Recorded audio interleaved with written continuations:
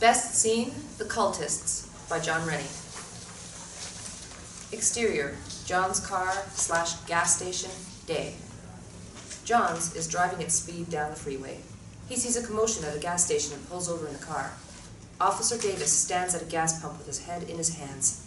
Police lights flash, and there are other officers working the crime scene in the background. John gets out of the car and holds up his badge. What's going on here, officer? You feeling okay? Officer Davis looks up at John's. He quickly straightens himself and wipes the tears from his eyes. Yes, sir. I'm sorry, sir, but I'm just not used to seeing this kind of thing. I mostly give out parking tickets. That's all right. You get used to it. Were you the first one on the scene?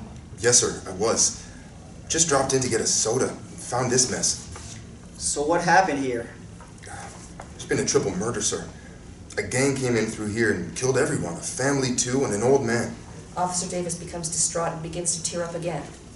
It's okay, officer. Just calmly walk me through it. Officer Davis reluctantly walks back over to the gas station pay booth. He opens the door, and Johns walks in ahead of him. There are bodies on the ground and blood on the floor and walls. I wish I could have just 5 minutes alone with these bastards. I knew the old man. His name was Maurice. He was a good old boy. He never hurt a fly. Who would do something like this? Did you get any kind of description or anything like that from any witnesses? Yeah. There was a kid hiding over here in barrels. He got the license number of the van.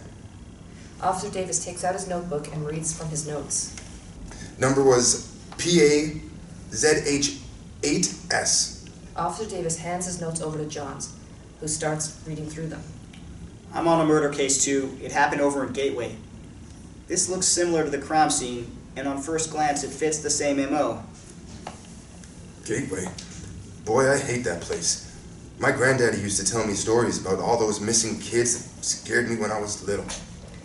Officer Davis's demeanor suddenly changes. He lowers his head and his eyes seem to change to a glowing yellow color. He used to tell us about all the jumped up, arsehole suicidal cops, too. Johns doesn't seem to believe what he's just heard. He looks up puzzled from Davis's notebook. What did you just say? Officer Davis' eyes have turned back to normal. He now appears to have the tearful, mournful look he had before. Gateway? I asked if you're from around there. Johns looks puzzled. He shakes his head and takes out a picture of Jenny. He shows it to Officer Davis. Any descriptions from the witnesses fit this girl? Yeah, it could be.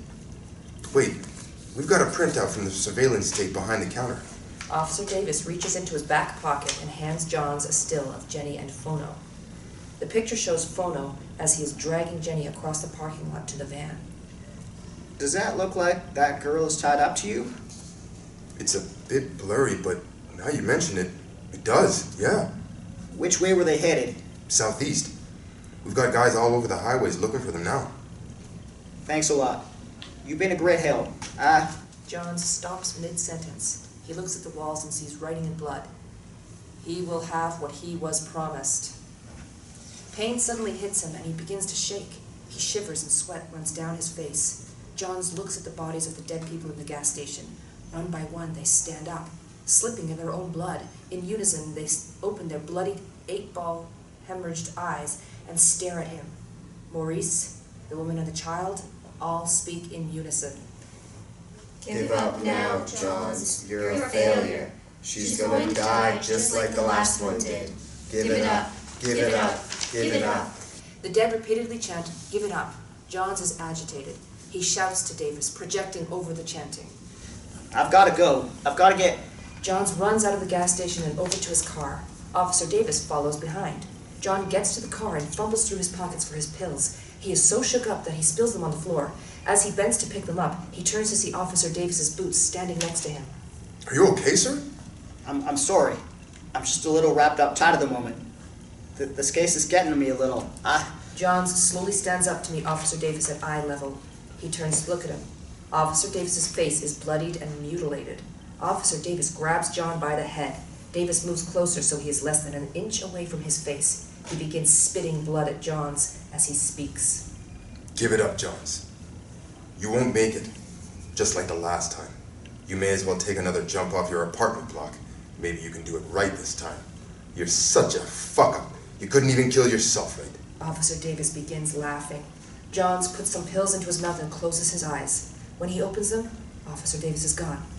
A plainclothes detective walks over to Johns. Can I help you, sir? Johns tries to calm himself. No, I was just speaking to Officer Davies. There's no Officer Davis here. Are you feeling all right, sir? What? I was just talking to him. Never mind.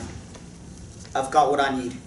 Johns rushes over and gets into his car. The detective runs after him. Johns hits the accelerator and speeds off. Hey, wait a minute. Where the hell do you think you're going? Jesus, as if I didn't have enough shit to deal with today. The detective shakes his head and rushes back over to the other officers. End scene.